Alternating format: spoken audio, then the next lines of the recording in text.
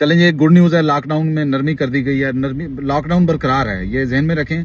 नरमी की गई है इस हिसाब से कि कुछ कारोबारों को इसमें से एग्जाम्प्ट कर दिया गया है, जिनमें रिटेलर शॉप्स हैं, शॉपिंग मॉल्स हैं, रेस्टोरेंट्स वगैरह, इनको लॉकडाउन में से एग्जाम्प्ट कर दिया गया है। नोटिफिकेशन पंजाब गवर्नमेंट ने जारी कर दिया है और ये 1 जून तक है। 1 जून के बाद दोबारा से फिर उसी तरह, मतलब मुमकिन है शायद गवर्नमेंट इसमें कोई तब्दीली ले आए, लेकिन अभी तक तो यही लग रहा है कि 1 जून से दोबारा इसी तरह रहेगा।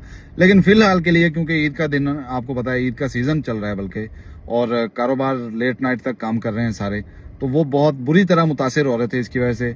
चलें, खुदा का शुक्र है, काफ़ी सारे शहरों में ताजर बरादरी भी बेचारे बड़े परेशान थी और रो रहे थे ताजिर के, यार काम ही शाम को शुरू होता है और रात तक जो है वो सारी छुट्टी हो जाती है।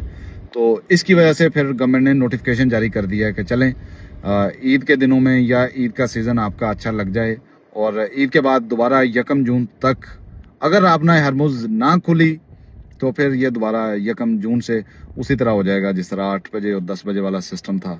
लेकिन मेरी दुआ है अल्लाह करे ऐसा ना हो, क्योंकि बहुत ज़्यादा सख्ती, बहुत ज़्यादा जुर्माने, ज़बरदस्ती से दुकानें बंद होना, तो इसकी वजह से कारोबार मुतासिर होते हैं।